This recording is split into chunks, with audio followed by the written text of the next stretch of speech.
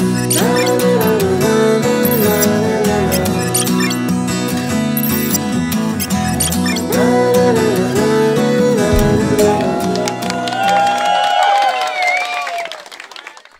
bagaimana kalau ada saudara-saudara kita, saudari-saudari kita sesama muslimah bercadar, ya kita hormati. Inilah pinter-pinternya brand jilbab gitu ya di Indonesia itu supaya kelihatan berbeda dari brand-brand yang lainnya. Misalnya yang satu misalnya meluncurkan produk diberi nama istilah jilbab. Ya, yang satu misalnya diberi nama dengan istilah hijab. Yang satu diberi nama dengan istilah himar. Padahal sesungguhnya produknya itu sama, yaitu penutup aurat. Cek 1 2 3, cek. Let's start. Assalamualaikum warahmatullahi wabarakatuh. Sesungguhnya pakaian menunjukkan kepribadian seseorang. Sebagaimana Allah Subhanahu wa taala tegaskan, sebaik-baik pakaian adalah takwa.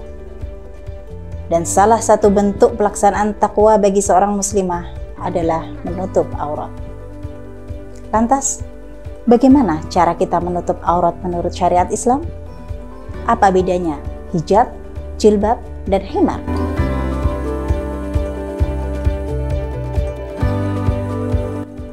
Inilah yang akan kita bahas kali ini dalam acara Obrak, obrolan emak-emak, bersama narasumber kita, Mama Hulwa. Assalamualaikum Mah, apa kabar? Sehat ya? Alhamdulillah. Mam, akhir-akhir ini kan marak ya dengan fenomena jilbab syar'i. Apa sih batasan dan definisi syar'i itu? Iya. Kalau kita bicara tentang jilbab syar'i, batasannya, definisinya, ya, maka Allah Subhanahu wa taala berfirman ya, dalam Al-Qur'an surat An-Nur ayat 31 ya, tentang perintah menutup aurat ya. Katakanlah pada perempuan-perempuan yang beriman ya, hendaklah mereka itu menahan pandangannya dan memelihara kemaluannya. Wala yubdina zinatahunna, dan janganlah mereka tampakkan perhiasannya illa ma dhahara minha, selain apa yang biasa tampak darinya. Nah, disinilah ya para ulama, jumhur ulama, mayoritas ulama sepakat bahwa ayat ini menjadi dalil wajibnya perempuan menutup aurat. Ya, meskipun ya apa batasan aurat ya, ini tidak ada penjelasan yang shareh, yang tegas, yang jelas dari Al-Quran itu sendiri. Oleh karenanya disinilah para ulama itu berbeda pendapat, terutama dalam memahami, menafsirkan ya illa ma dhahara minha. Apa sih yang bisa tampak dari seorang perempuan? Ya, karena Al-Quran hanya mengatakan wala yubdina zinatahunna illa ma dhahara minha. Janganlah ya kaum perempuan ini menampakkan perhiasannya illa ma dhahara minha, selain apa yang biasa tampak darinya. Nah, apa yang biasa tampak? Ya. Nah, di sini ulama berbeda pendapat. Pada zaman Nabi misalnya, para sahabat itu sudah berbeda pendapat. Ya. Sahabat Ibnu Mas'ud misalnya memahami illa ma dhahara minha, yang biasa tampak dari perempuan itu ya pakaiannya dan jilbabnya, kerudungnya. Ya. Sementara sahabat Ibnu Abbas itu memahami ya perhiasan yang biasa tampak dari perempuan itu ya celaknya, antingnya, kalungnya, cincinnya, gelangnya. Tapi ada juga yang mengatakan ya sesungguhnya yang bisa tampak itu bukan perhiasannya tapi tempatnya, yakni wajah dan kedua tangannya. Ya. Nah, kemudian jumhur fuqaha ya, mayoritas fuqaha baik dari mazhab Hanafi, Maliki, Syafi'i, Hambali, itu semuanya sepakat memahami ayat ini gitu ya, bahwa perempuan itu wajib menutup seluruh tubuhnya selain wajah dan tangannya gitu ya. Kecuali dari mazhab Hanafi, Imam Abu Hanifah menambahkan bahwa perempuan itu ya selain wajah dan kedua tangannya, kakinya juga bukan aurat. Ya. Kenapa? Ya, alasannya karena menurut Imam Abu Hanifah, ya perempuan itu kan juga butuh beraktivitas, Bunda Sofi. Betul. Butuh bermuamalah. Ya. Terutama perempuan-perempuan yang di kampung-kampung, pedesaan, ibu-ibu yang setiap hari harus bertani, berkebun, gitu ya. beternak, di sawah. Itu kan sangat menyulitkan mereka kalau mereka harus selalu menutup auratnya. Ya, apalagi sehari-hari kita masih banyak ya, kalau kita pulang kampung itu masih banyak emak-emak yang ke pasar masih berjalan tanpa alas kaki gitu ya, telanjang kaki. Nah ini Abu Hanifah ya. Nah begitu juga dengan ulama mutaqaddimin, ulama-ulama kekinian. Ya, contoh misalnya ulama-ulama Al-Azhar, kemudian Yusuf Qaradawi menyampaikan pendapat yang sama, bahwa perempuan itu ya menutup auratnya selain wajah dan kedua tangannya. Ya. Nah, ada satu riwayat juga dari Nabi SAW. Ya. La tantaqibul muhrimah. Janganlah seorang perempuan yang berihram, ya, baik haji dan umrah, ya, itu memakai cadar, menutup wajahnya. Ya. Wala talbasul qaffazain, dan janganlah memakai sarung tangan, menutup tangannya dalam keadaan berihram ini. Ya. Kemudian dalam satu riwayat, dalam haji wada, Nabi juga pernah, ya, itu didatangi oleh seorang perempuan dari suku Khosam gitu ya, meminta fatwa kepada Nabi. Nah, di sebelah Nabi ini duduk ponakan Nabi namanya Fadl bin Abbas, anak muda, masih ABG waktu itu. Rupanya wanita Khosam ini sangat cantik. Ya, sampai-sampai Fadl bin Abbas ini terpesona lah gitu ya, ngeliatin terus nih, kalau bahasanya anak sekarang jelalatan gitu ya. Iya, jelalatan gitu ya. Nah, sampai-sampai akhirnya Nabi memalingkan wajahnya supaya melihat ke arah lain, gitu ya. Nah, di sini kemudian turun perintah Ghadul Basar ya, menahan pandangan. Nah, riwayat-riwayat ini menguatkan, menjadi dalil bahwasanya yang dimaksudkan dengan aurat perempuan itu ya seluruh tubuhnya selain muka, wajah dan telapak tangannya. Lah, dari mana Fadl bin Abbas tahu kalau perempuan tadi itu perempuan cantik kan? Nah, kecuali dia memang melihat wajahnya. Begitu Bunda Sofi. Nah, dari sini kita bisa melihat bahwasanya batasan syar'i gitu ya, itu kita bisa melihat yang pertama adalah tertutup selain wajah dan kedua tangannya. Kemudian yang kedua tidak tembus pandang, ya, tidak nerawang. Kemudian yang ketiga tidak ketat membentuk lekuk tubuh ya. Nabi SAW pernah ya mengatakan, Nabi mengatakan ya, sesungguhnya di antara ahli neraka itu adalah perempuan-perempuan muslimah yang dia berpakaian tapi telanjang.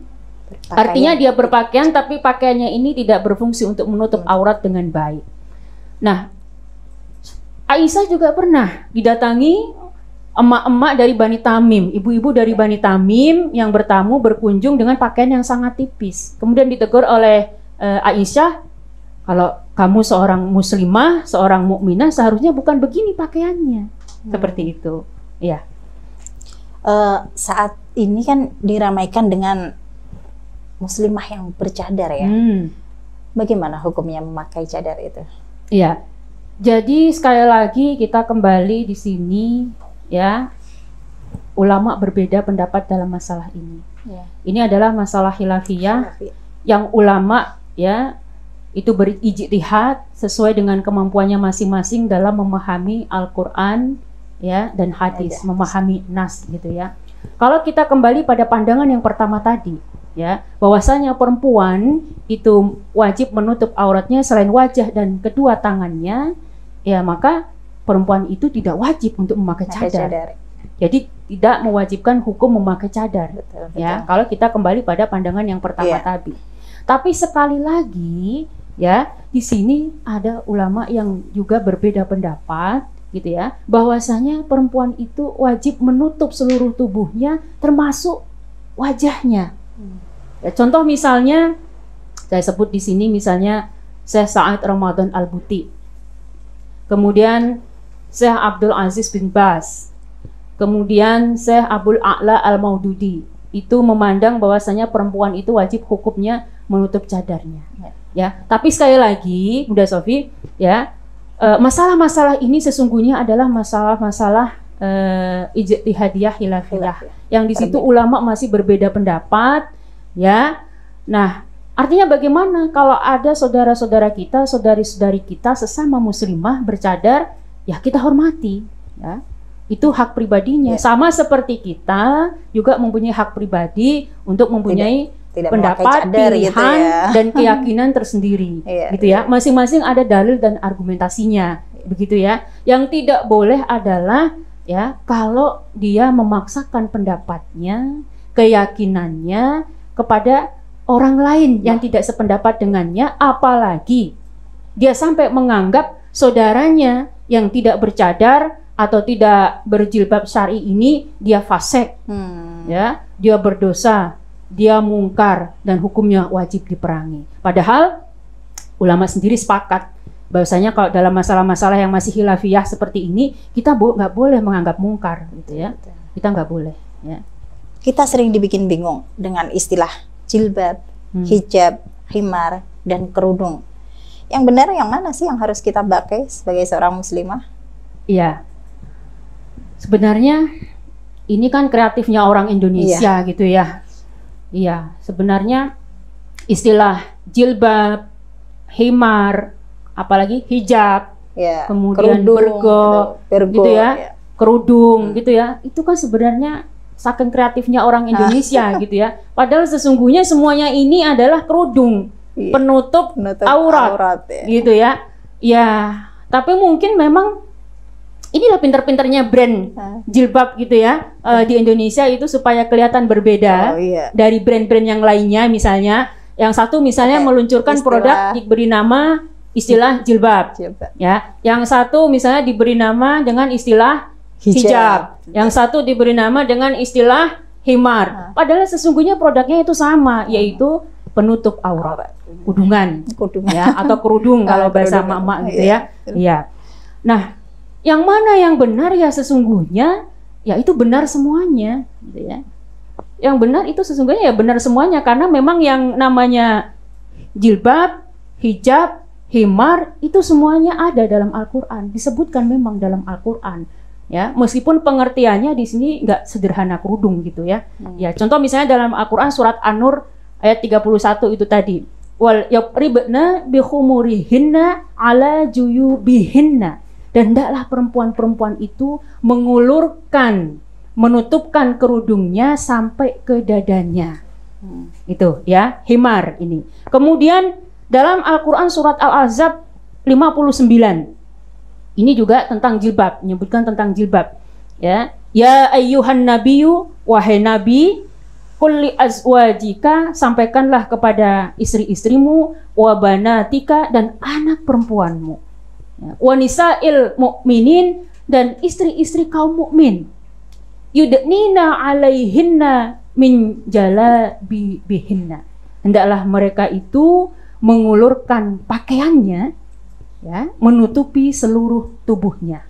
Dzalika adna ayyurafna, yang demikian itu supaya mereka lebih mudah dikenali sebagai perempuan muslimah, ya, fala yu'dzain, sehingga mereka tidak akan diganggu. Karena pada zaman Nabi itu, Bunda Sofi, ya, itu ada perempuan kelas mulia, kelas atas boleh dibilang, itu perempuan muslimah, ya, istri-istri Nabi, istri-istri para sahabat, gitu ya.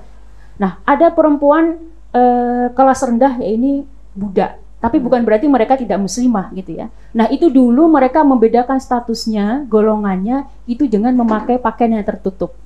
Nah, perempuan-perempuan kelas atas ini, kelas mulia ini membedakan dirinya dengan para budak ini dengan memakai pakaian yang lebih tertutup, supaya mereka dikenali tidak diganggu oleh laki-laki hidung belang pada waktu itu, ya. Nah, jadi sesungguhnya yang benar yang mana ya? Sesungguhnya ya semuanya benar, semuanya karena ayat benar, ini ya, semuanya semangatnya adalah menutup aurat dan memuliakan perempuan, gitu ya, dengan menutup auratnya itu tadi. Tapi sekali lagi, ya, dalam masalah jilbab, himar, apa tadi, hijab, ya, di sini ulama itu sebenarnya masih menjadi perdebatan pendapat di kalangan ulama tentang batasan jilbab itu seperti apa sih, tentang himar itu seperti apa, hijab itu seperti apa, kemudian batas mengulurkan aurat itu sampai sebatas mana, ini masih menjadi perdebatan para ulama sampai sekarang.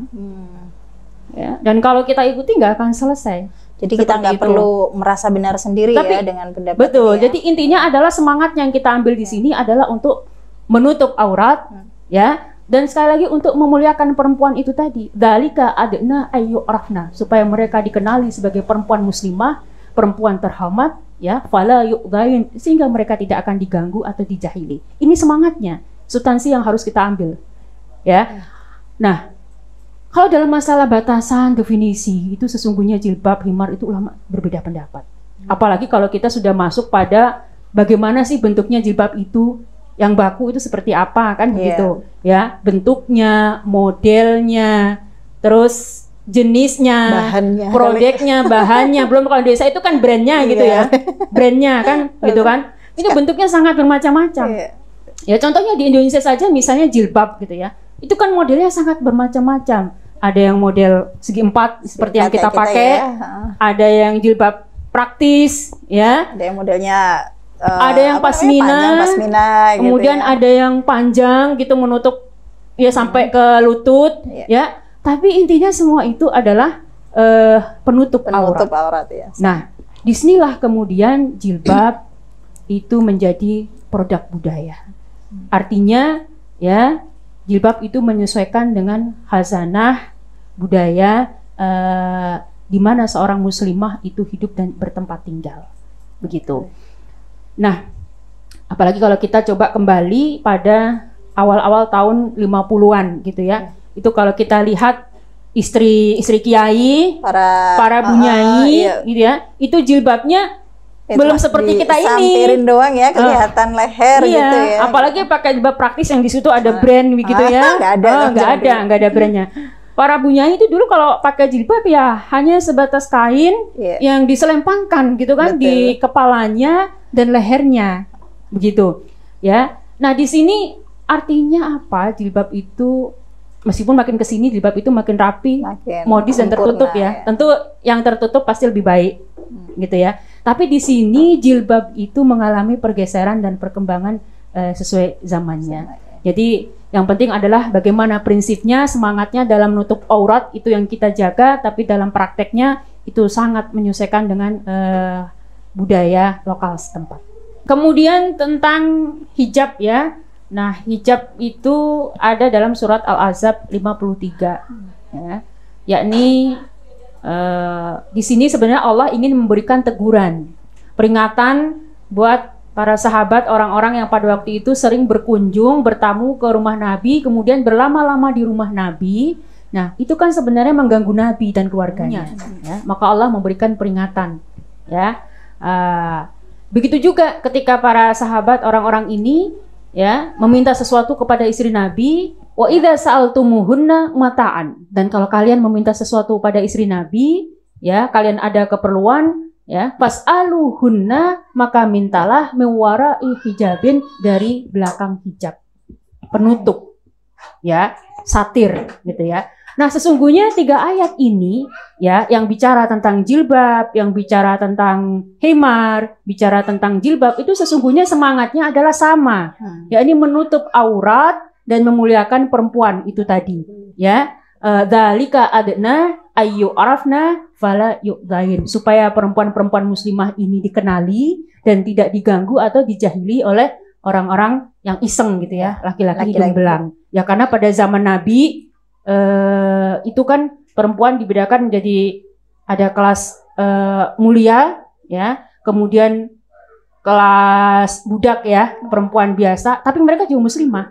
Nah, mereka yang perempuan-perempuan kelas mulia ini, istri para sahabat, istri Nabi ini, mereka menutup kepalanya gitu ya, menutup kerudungnya dengan lebih tertutup ya. Nah, artinya apa di sini masalah jilbab ini sendiri? Kalau mas dari definisi ya, batasan definisi itu sesungguhnya masih menjadi perbedaan pendapat di kalangan ulama sampai sekarang ya, tentang jilbab itu apa definisinya, batasannya. Himar juga begitu, kemudian hijab juga sama, termasuk mengulurkan jilbab ini batasan auratnya itu sampai mana, itu masih jadi perdebatan di kalangan ulama gitu ya.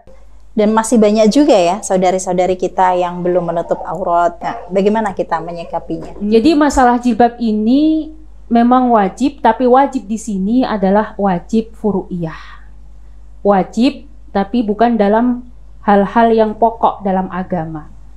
Ya, bukan wajib usuliyah. Nah, wajib usuliyah artinya wajib dalam hal-hal yang memang pokok dalam agama. Apa itu pokok dalam agama? Apa itu yang usul dalam agama? Yakni rukun iman dan rukun Islam. Ya. Jadi kalau ada seorang muslim, seorang muslimah yang dia sudah melaksanakan kewajibannya sesuai dengan rukun iman dan rukun Islam, maka dia sudah melakukan kewajibannya sebagai seorang muslim. Meskipun dia belum menutup auratnya dengan sempurna. Meskipun dia belum berjilbab. Meskipun dia pakaiannya masih belum rapi, masih serampangan, masih sembarangan. Ya. Nah, bagaimana kita menyikapinya? Ya tentu kita dekati dengan pendekatan yang baik. Kita berikan nasihat yang baik, contoh yang baik. Nah, kepada Fir'aun saja, ya, Fir'aun yang jelas-jelas membangkang perintah Allah, ya. Allah perintahkan Nabi Musa dan Nabi Harun untuk berlemah lembut. Idhaba ila Fir'auna innahu tagha. Wahai Musa, Harun, ya, pergilah kalian kepada Fir'aun, ya, sesungguhnya dia benar-benar melampaui batas. Ya. Faqula lahu, sampaikan kepadanya, katakan kepadanya, qaulal layyina, ya, dengan berlemah lembut, ucapan yang baik. La'allahu yatadzakkaru aw yakhsha, mudah-mudahan dia takut, ya, mudah-mudahan dia sadar atau dia takut.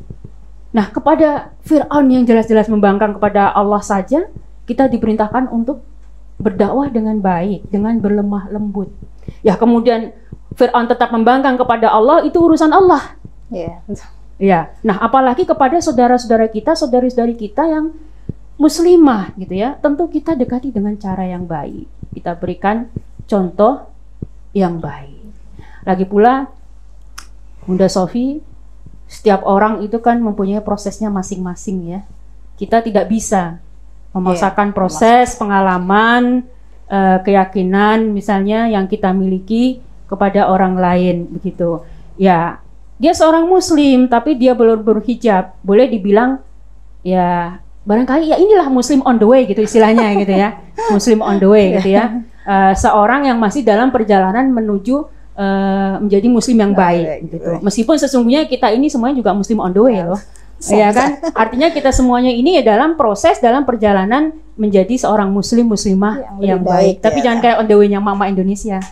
Apa itu? On the way tapi masih tidur. Bilangnya on the way tapi masih dandan. Oh gitu ya. On the way tapi masih makan. Ya nggak nyampe-nyampe gitu itu ya. Bukan saya itu kayaknya. Iya. Nah kemudian ya tadi disampaikan juga bahwasanya pakaian ini kan sebagai ketakwaan ya, sebaik-baik pakaian adalah ketakwaan begitu. Artinya berpakaian ini kita bukan hanya sekedar menutup aurat, memperindah penampilan, tapi lebih tinggi lagi tingkatannya adalah sebagai libasut taqwa, ya, sebagai sarana ketakwaan kita kepada Allah.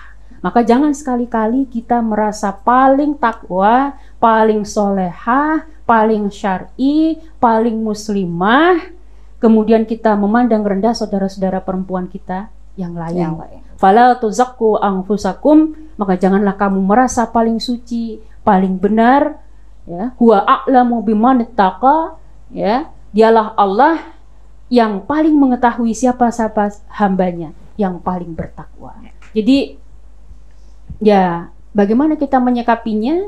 Ya tentu kita berikan pendekatan yang baik dan jangan ragu-ragu juga untuk saudari-saudari kita yang muslimah untuk menutup auratnya juga jangan ragu, ya, berproses gitu ya. Jangan takut berproses. Nah, soalnya ada juga yang bilang buat apa sih saya pakai jilbab tapi kalau akhlaknya belum benar gitu kan? Sering kita dengar itu Mam ya. Buat apa sih berjilbab kalau istilahnya akhlaknya masih bejat gitu ya? Seperti itu. Nah ini itu bagaimana? Nah kenapa tidak dimulai lebih dahulu gitu ya? Maksudnya ya berjilbab iya, akhlaknya dijaga juga iya, itu sama-sama pentingnya. Sama seperti pada zaman Nabi SAW, itu ada orang yang sholat gitu ya. Dia sholat tapi ya dia masih bermaksiat, ya, masih suka mabuk-mabukan, ya, masih ya nggak bener lah begitu. Kemudian orang bertanya pada Nabi, ya Rasulullah, ya, bukankah seharusnya sholatnya itu mencegahnya dari perbuatan keji dan mungkar? Ya, inna sholata tanha 'anil fahsya wal munkar. Tapi kenapa orang ini sholat tapi sholat itu nggak berbekas pada dirinya? Kenapa dia masih bermaksiat? Ya. Dijawab oleh Nabi bahwa satu hari, satu saat, sholatnya itu akan menyelamatkannya dari maksiat. Sholatnya itu akan menuntunnya dari fahsya dan mungkar. Artinya untuk saudara-saudara kita, saudari-saudari kita muslimah, ya, jangan ragu untuk berjilbab, mulailah menutup aurat. Insya Allah dengan sendirinya kita akan dimudahkan, ya, dibukakan hidayah oleh Allah Subhanahu Wa Taala. Sebaliknya, ya, kita juga jangan sampai sekali lagi jangan merasa paling suci itu ya, meskipun kita yang sudah berjilbab, jangan merasa paling muslimah, paling soleha, paling syar'i. Ibnu Qayyim al-Jauziyah dalam ibrahnya mengatakan, kalau Allah bukakan pintu untukmu sholat malam, maka janganlah kamu memandang orang yang tidak sholat malam. Kalau Allah bukakan pintu untukmu puasa sunnah, maka janganlah kamu rendahkan orang yang tidak berpuasa sunnah. Dan kalau Allah bukakan pintu untukmu jihad, jangan rendahkan orang yang tidak berjihad, karena boleh jadi orang yang tidur, orang yang tidak berpuasa, orang yang tidak jihad itu lebih dekat kepada Allah dan lebih tinggi kedudukannya di sisi Allah ketimbang dirimu. Dalam hal berpakaian, jadi jangan kita merasa paling benar, jangan gampang menghakimi, dan jangan merasa paling sempurna, karena kesempurnaan sesungguhnya adalah milik Allah. Demikian acara obra kali ini. Assalamualaikum warahmatullahi wabarakatuh.